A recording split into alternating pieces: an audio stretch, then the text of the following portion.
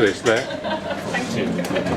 So my story is a day in the life of a junior researcher working in the financial services area. So only a couple of years ago. So this day, I got up at 5 o'clock in the morning to travel into London and then out to Norwich to give a debrief to a well-known financial services company. You may or may not know who that company is.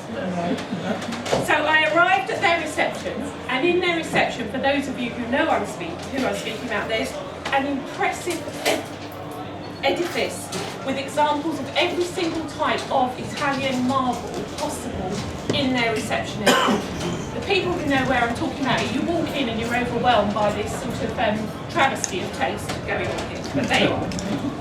I successfully delivered the debrief and then managed to catch the early afternoon train back to London, where I stopped by the office to pick up both my group stimulus and a junior research executive to come with me to do the group discussions that I was doing that evening. I then travelled out to Richmond for groups. When I arrived, I discovered that by this point in the day, I'd run out of cash. So I gave the junior researcher my debit card and my PIN number and said to her, please go and get me some cash out so I can pay the cab driver so I can get home tonight. At that point, I started getting ready for the group. The client walked in, the largest building society in the UK, and started talking to me about the topic of the groups, which was the security of personal banking accounts. At which point, the research executive re-entered and handed me my card and a wad of cash and said, I managed to find a cash point round the corner for you, Claire, here's your money. Rather sheepishly, I conducted the groups, with the client observing, and after the groups, the cab driver arrived to take me home.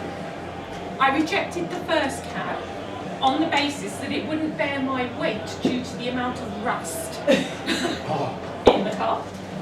The second cab then arrived. By this point it's about 11:30, bearing in mind I've been up since 5 o'clock.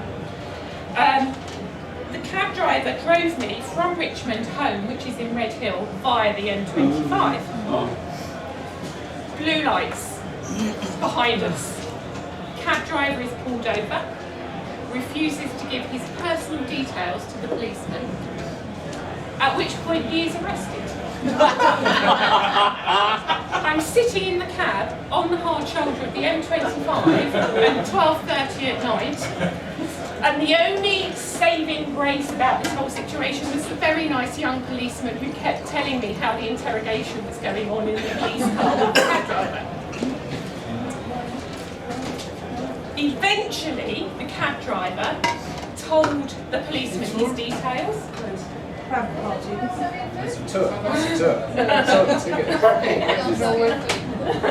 Eventually, the cab driver divulged his personal details to the policeman, at which point he was de-arrested. This is a technical term that the police use regularly. Apparently, I am now intimate with this. I drove home being subjected to a treatise on the evils of a police state by the cab driver. I got home about 1:30, 2 o'clock, so I've nearly been up 24 hours by this point, and this actually genuinely happened to me. So what did I learn from this experience?